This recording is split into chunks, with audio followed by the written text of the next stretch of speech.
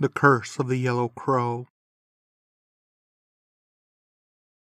It was the 23rd year of the reign of the wise King Alonso II, and the land of Sponda was experiencing the longest era of peace and prosperity it had ever known. The people of Sponda were content, united under a benevolent king who believed that the surest way to achieve a lasting reign for his house was to secure the well-being of his people. Thus Alonso took care to monitor the management of his kingdom. He was concerned in rooting out corruption, in supporting both commerce and agriculture, in promoting scholarship and the arts, and in maintaining a strong and disciplined military. But the kingdom's tranquility has experienced recent disruption. A plague has spread throughout the northern territories, decimating the farmlands and bringing food production to a halt. This has led to widespread food shortages throughout Alonso's realm.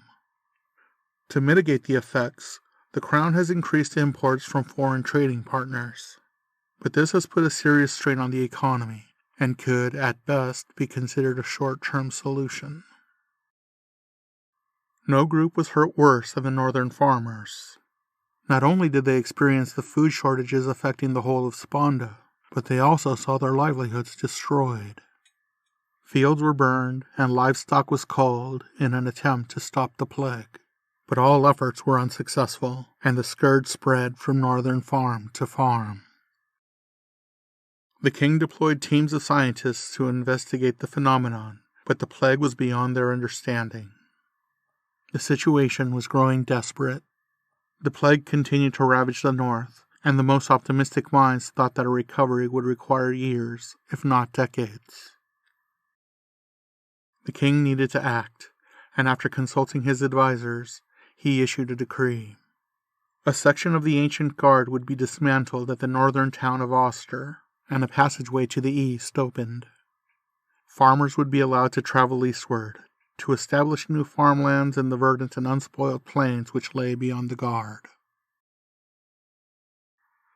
The guard was a great wall erected thousands of years prior to the arrival of humans to Sponda.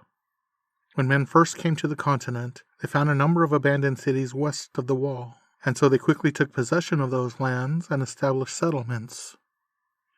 Exploration to the east led to many disastrous encounters with the wildlife found there, and so men came to respect the guard and the protection it provided. Since those early days, the western lands have flourished, while those lands to the east remained as they had been prior to man's arrival. There are several competing theories regarding the origin of the guard, but the most widely accepted belief was that it was built by the same civilization that had built the abandoned cities. It is unknown why the civilization vanished, but it is believed that the guard was likely built to protect them against dangers found in the east, including a race of giants, which also seems to have vanished. These beliefs are based on various paintings and other artifacts found in the abandoned cities. There were also depictions of various magical beasts, and the symbols carved into the guard seemed to be an attempt to ward these off. But scholars widely consider these to be nothing more than representations of primitive fears. Today, the guard is admired as a historical monument, to be honored as history and preserved for future generations. But times of crisis call for decisive actions, and King Alonso would not let healthy land go unused while his northern territories were laid waste by plague. He would open a section of the guard, allow new farming communities to be established, and hopefully alleviate his people's suffering. While the primary benefit of the eastward expansion would be relief to the farming crisis, Alonso also hoped that a large construction project would help the northern economy, and, in turn, would raise his kingdom's morale. A tradition held in Sponda was to place decorative archways at the primary entrances to cities. Following this tradition, Alonso commissioned a grand arch to be erected over the passageway through the guard. It was to be a monument worthy of the ancient structure it was to be placed over, to announce the arrival to the city of Oster from the previously abandoned east, and, of course, to honor the king that commanded the taming of those lands. Within days of the king's decree, the guard was opened and a passageway cleared, and teams of engineers and builders were dispatched eastward. They were to survey the terrain and plan the expansion, finding water sources and dividing parcels. They were also to establish the town of Alona, named after the king. These teams were accompanied by escorts to provide protection against whatever wild creatures might be encountered. The engineers would be given 1 month to prepare. Thereafter, every 2 weeks, a group of 10 families, chosen by lottery, would be allowed to travel eastward, where they would be assigned a tract of land on which they would establish a farm. The first 5 groups would consist of small families meeting the king's approval, as he wanted them to be likely to survive in a frontier country, and he also wanted to prevent influential families from gaining too much control over the fledgling city. Once the first 50 families had been settled, the general population would be allowed to follow. Of course, not every northern family was interested in abandoning their farmstead to travel east and start anew. Many of these farms had been held for several generations, and these families had strong ties, not only to the community, but to the land itself, as great effort had been undertaken to nurture the land and livestock over many hard years. Most of the established farming families decided to remain in their homes and face the struggle, hoping that nature, science, and a little luck would lead them to better times. Jose and Alma are ideal candidates to move east and begin again. They are both young. Jose is 34 and Alma is 32. They met when they were in their teens and have been together since. They are first-generation farmers who have struggled from the beginning, but they never shy away from hard work, and do not hesitate to register for the eastward expansion after their small farm was lost to the plague.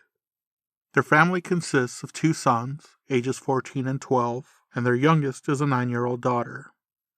Because the plague destroyed much of the livestock in the north, the crown granted 2 horses and a wagon to each relocating family. Jose and Alma lived humble lives, so they had no difficulties packing their family's meager possessions with room to spare. They were granted entry with the second group, and their wagon was the first to arrive to the guard the morning of their scheduled departure. When the 10 wagons had gathered at the guard, they were instructed to travel east along the road until they reached the new town of Alona. The journey would take more than a day, so they would have to spend 1 night on the road. Each family was given a spear for defense and a 2-week supply of food. Then the caravan was sent on its way.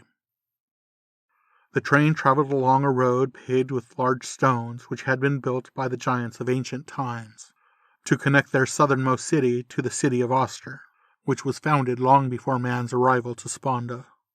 As it was not maintained, the road had fallen into disrepair, overgrown and beaten by the weather, but the travelers still found it preferable to forging their own path. When the sun began to set, they stopped to settle for the evening.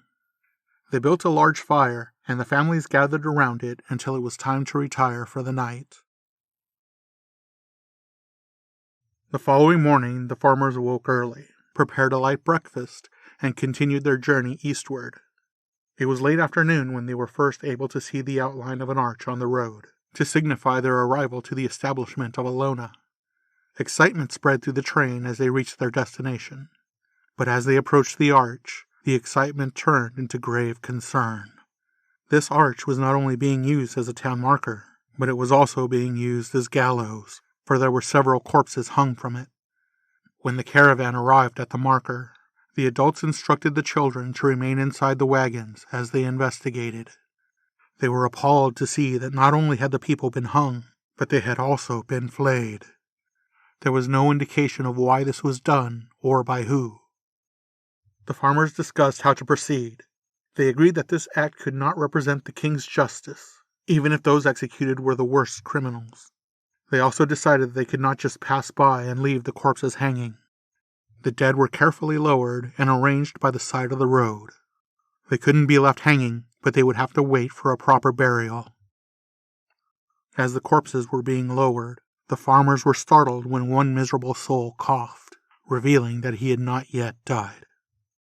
Mauricio, one of the farmers traveling with the group, helped lower the poor man to the ground and asked him about what had happened. Hardly able to speak, the poor man was only able to communicate 2 phrases.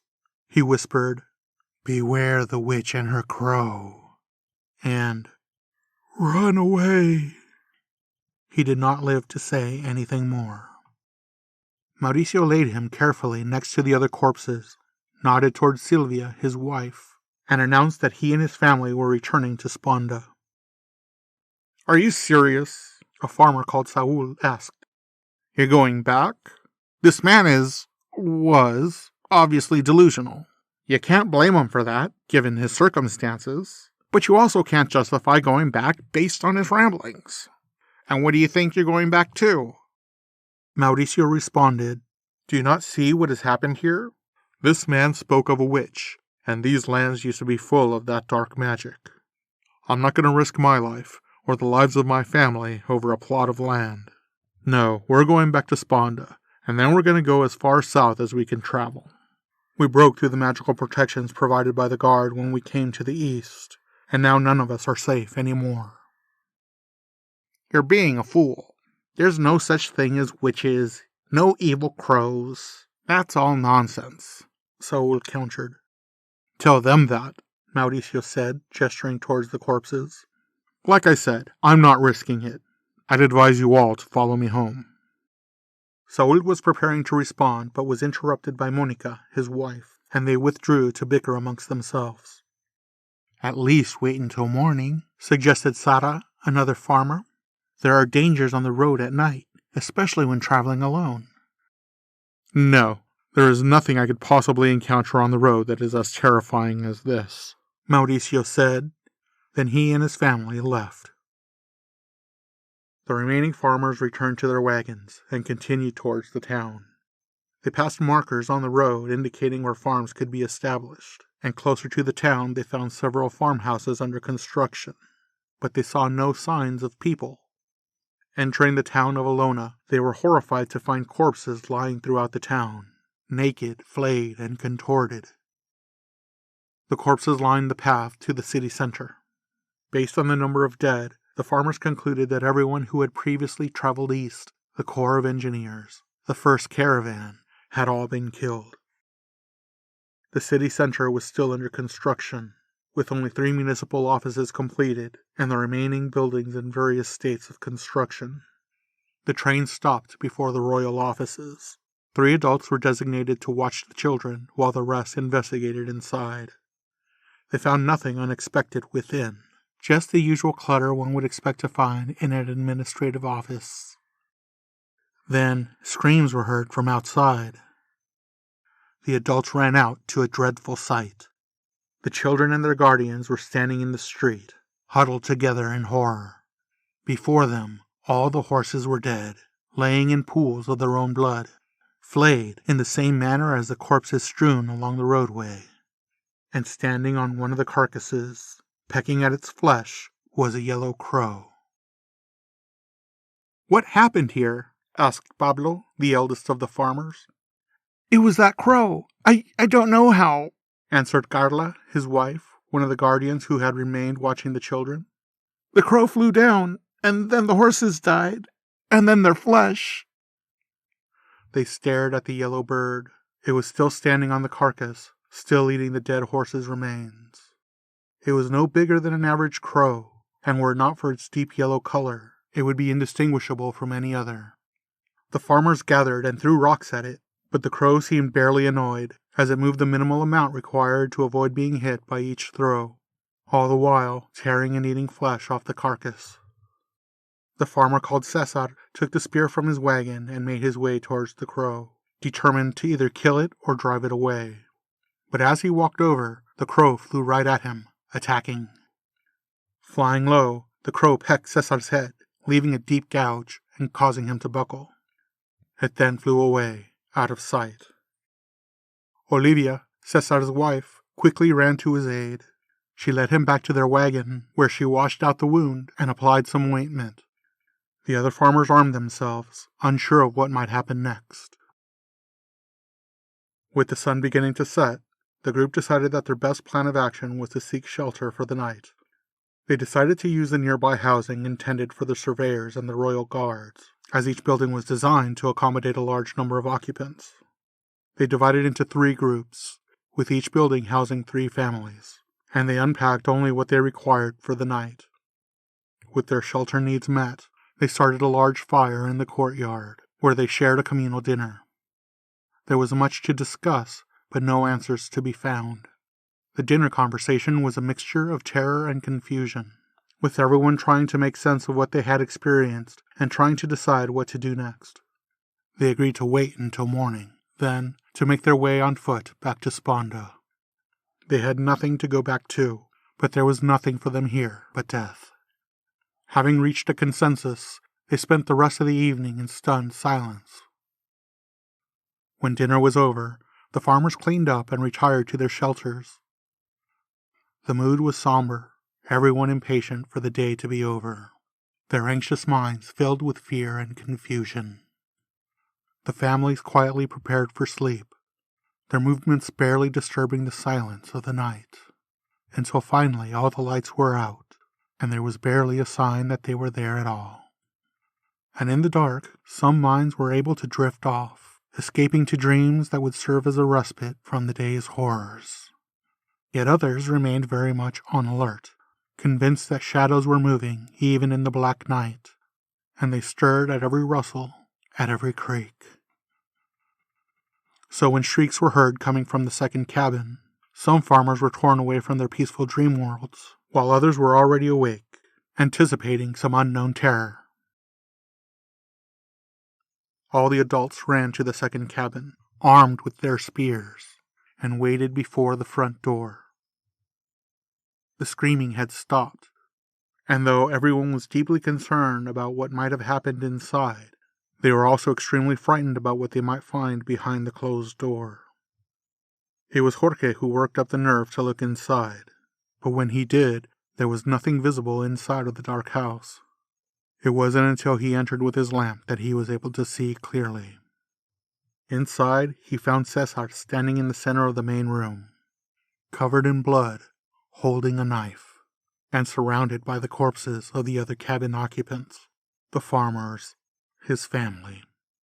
He had killed adults, men and women, and he had killed all the children. He had slaughtered them all. But now he simply stood there, motionless. Then, suddenly, he lunged at Jorge. He managed to cut his arm, but the other farmers rushed him and wrestled him to the ground. They took away his knife and dragged him outside, but he would not give up the fight. He continued to claw and bite at his captors, desperate to kill them too. It was José who took decisive action. With the other farmers holding Cesar's arms and legs as they subdued him, José plunged his spear deep into the killer's chest. There were expressions of surprise and horror at José's actions, but there were no objections voiced.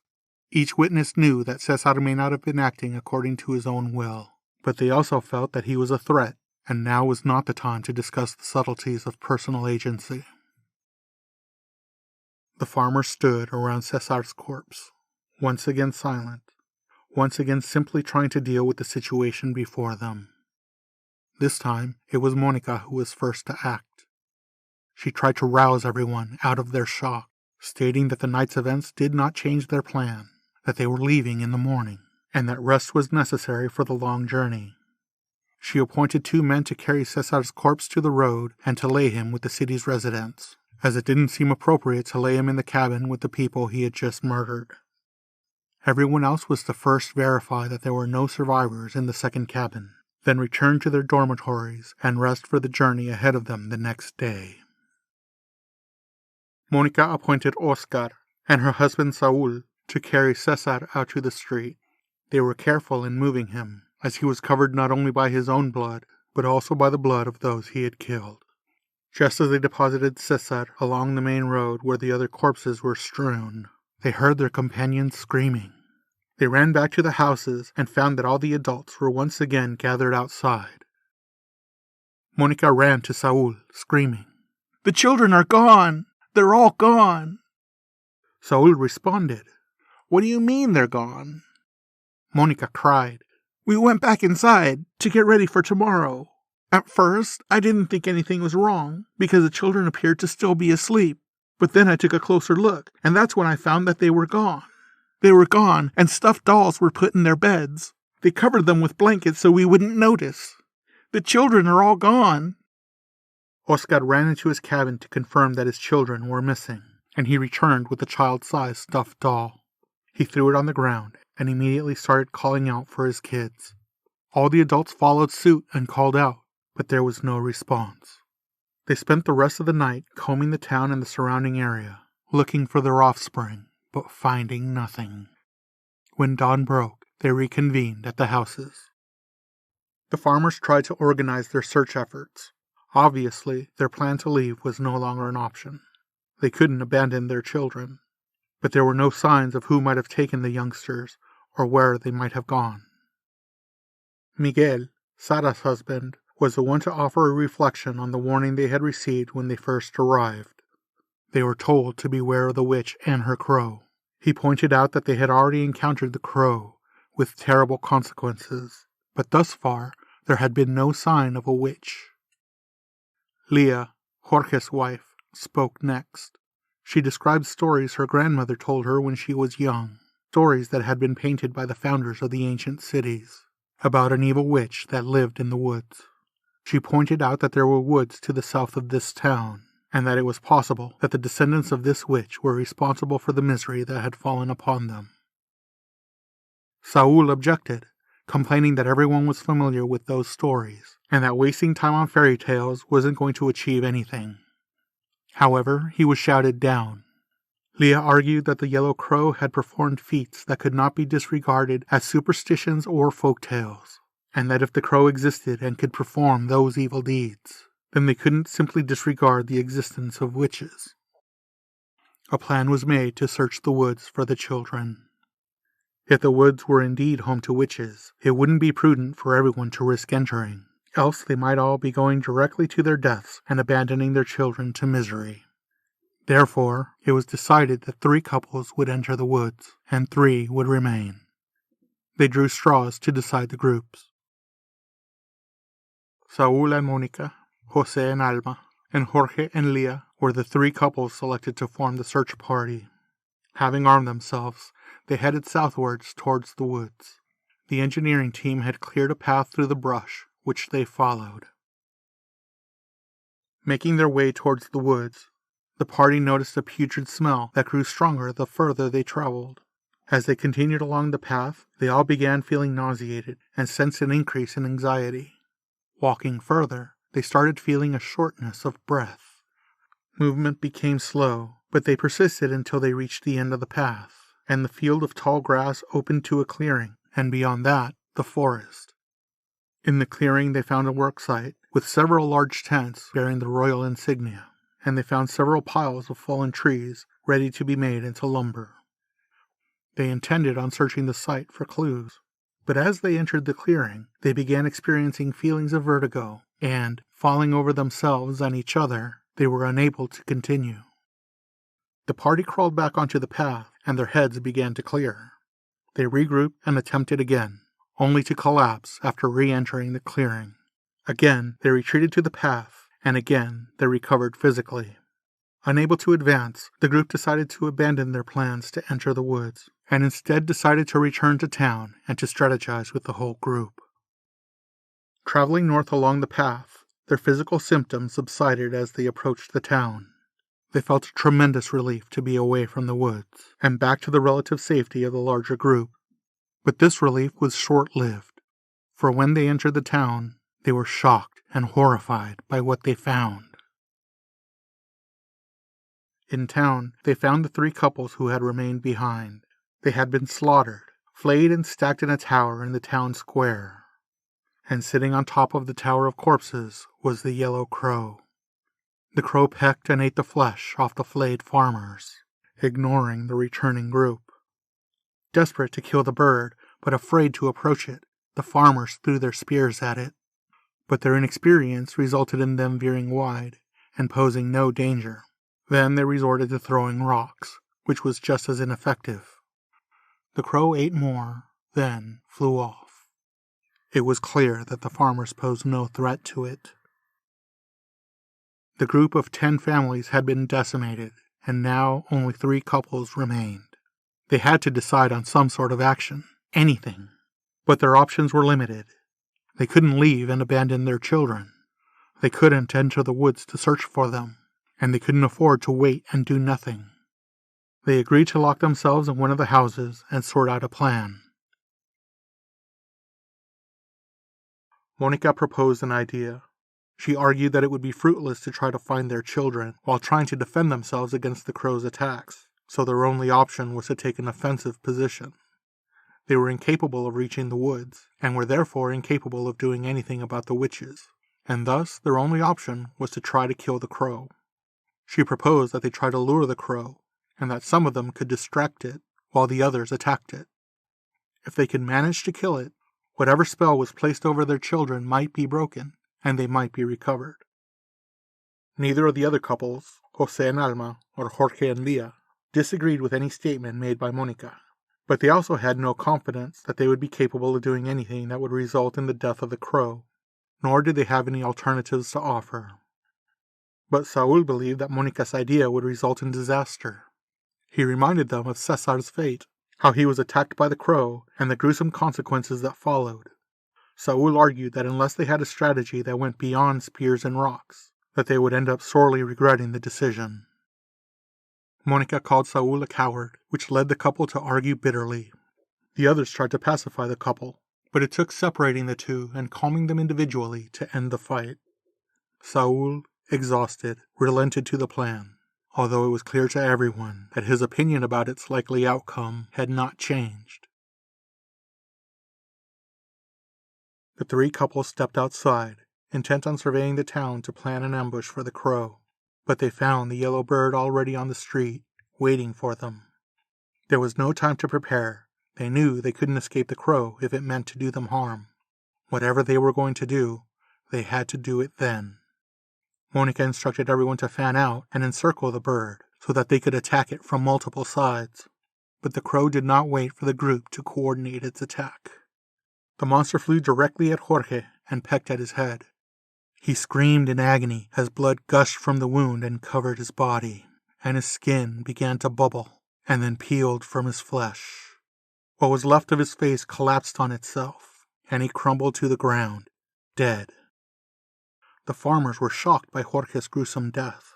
Lía screamed as she watched her husband die, a terrifying high-pitched scream that caused the others to look to her and away from Jorge's corpse, and away from the crow, and so they failed to notice that the monster had circled to fly at them again. It wasn't until the crow was flying directly over Saúl and Monica that they noticed that it had returned, but by then it was too late. Saúl turned first. His complexion took on a sallowness, and his voice became low and guttural. He turned to Monica, screaming, "This is all happening because of you!" Monica's eyes widened as her cheeks sank, and she experienced the same change as Saúl. She repeated her earlier insults, accusing him of weakness and cowardice. José, Alma, and Lía were all too stunned to react to what was happening. They hadn't had time to process Jorge's death, and whatever was happening to Saúl and Monica was not even beginning to register with them. And so there were no measures taken to prevent Saúl from attacking Monica, and there was no attempt to separate the two after they had started brawling. Husband and wife attacked one another, clawing and scratching with bare hands, each biting and tearing into the other's flesh, all the while screaming and cursing. Saúl's size advantage was too much for Monica to overcome, and she was unable to stop him from sinking his teeth into her throat. He didn't release his grip until she lied limp. Then he let her corpse fall to the ground, turned to the onlookers, and stared at them blankly. He was a terrible sight, wide-eyed, panting, and covered in his own blood, as well as that of his wife. And the scene became more horrendous when his skin bubbled, then peeled off his body, as he continued to stand there, as he continued to stare at them. The remaining three farmers were terrified at what had just happened to their friends and loved ones, terrified that Saúl would attack them next, and terrified that the crow would return. And so it is understandable that they felt relief as they watched Saúl's bloody corpse fall to the ground, dead. José, Alma, and Lía were in a state of panic. They looked around for the crow, but it appeared to have left. They took the opportunity to escape back into the house. Once inside, they collapsed on the floor, crying with anxiety and terror. They sat in near silence, save for the sounds of sobbing. The day passed by, and night fell, and the three had finally calmed themselves. Leah broke the silence by announcing that she was returning to Sponda. Alma asked if she had given up hope of finding the children, and Leah responded by saying that there was nothing that the three of them could do alone, and that she would return with help. She observed that if she were to stay, she would only be gifting the crow another life. José told Alma that he agreed with Leah's appraisal of the situation, that he agreed that they were powerless, and that by waiting for the children, they were really just waiting to die. Alma agreed, but insisted she couldn't leave her children behind. She observed that there was no reason to believe that the crow would allow them to escape, and that she would rather die in Olona than die retreating to Sponda. José tried to convince Alma to leave with Leah, but there was no changing her mind. And so their positions were clear. Leah wouldn't stay, Alma wouldn't go, and José wouldn't leave his wife. Leah decided to leave immediately, under cover of night, hoping that she might be able to travel unseen. José and Alma wished her luck, hopeful that she would soon return with help. And so, as quietly as she could, Leah departed into the darkness. This has been the first time in days that José and Alma have been alone, just the two of them. Now, sitting alone in this house, they would give anything to have their children and companions back. Prior to starting this adventure, they had discussed the possible hardships that they might face, and they were prepared to meet them together. But nothing could have prepared them for this. They've seen true evil, and it has taken everything from them. They sat in that house, holding one another, convinced that this would be their last day. They tried to comfort one another by talking about memories, those times of their early courtship, the births of their children, their antics as they grew. They recalled the good times they had been through, and made plans for themselves and their children. They described what their farm would be like, what their responsibilities would be, and how their family would grow in the future, although neither believed that there was to be a future at all. It was Alma who brought them back to reality when she confessed that she was afraid that what had happened to Saúl and Mónica would happen to them, that the crow would transform them into monsters and they would kill each other. She cried as she described how she feared the crow, that she feared dying, but what she feared most was the thought that they would hurt one another. José tried to console his wife. He pointed out that Saúl and Mónica had been fighting since the start, and that clearly they didn't have the same type of love for one another. José conveyed that a rift had already existed between that other couple, and that the crow took advantage of it. But no such rift existed between he and his wife. José held Alma tight and said that what he and Alma shared was honest and true, that the crow would be powerless against this kind of love. Alma cried into his shoulder and said that she was capable of facing anything so long as they faced it together. José promised that they would be together forever. It was then that the door flew open. The crow flew in and perched itself on the table and just stared at the couple. José and Alma resigned themselves to their fate, and holding each other tight, repeatedly declared their love for one another. I love you. I love you. I love you. I love you. And then Alma noticed a small change in José's voice. It was a little deeper, then deeper, and more guttural. She tried to pull away from him, but he wouldn't loosen his grip. She gave him a big shove, and then saw his face, wide-eyed and sallow, confused and menacing. He lunged at her, clawing at her with his fingers and biting at her. She cried and begged him to stop, but he wouldn't. His teeth sank deep into her shoulder, tearing her flesh and drawing blood as she screamed in agony. Please, please, my love, please stop. You're hurting me. Please stop. And then he did stop. He swiftly pulled away from her, and she looked at his face again. His complexion had returned to normal, but he wore a mortified expression, as if he was shocked and ashamed by what he had been doing. My love, I am so sorry, he exclaimed. I love you. I would never mean to hurt you. He moved toward her, but she pulled away, fearful of the man who had just injured her. He tried to explain that it wasn't by his will that he attacked her, that it was the crow who forced him to do so. She reached to rub her shoulder, and was surprised to find that the wound from his bite had healed. Then she inspected further, and found that all the scratch marks had also healed. She exclaimed, "Jose, I think the spell is broken. I'm healed." They embraced, and Jose again repeated, "I'm so sorry, my love. I love you so much." And Alma replied, "I love you." But her voice was deep and guttural. And when Jose pulled back, Alma attacked him, clawing and biting him, however and wherever she could. Jose cried, "Stop, my love. You're hurting me. Please stop." But she wouldn't. She sank her teeth into his cheek and tore it away. And then, as suddenly as she attacked, she stopped. And Alma felt deep shame for having hurt the one she loved so much. And Jose couldn't help but fear the woman who had just hurt him, the woman he loved. And Jose felt his wounds heal. And then he attacked Alma. And after he had seriously hurt her, he stopped.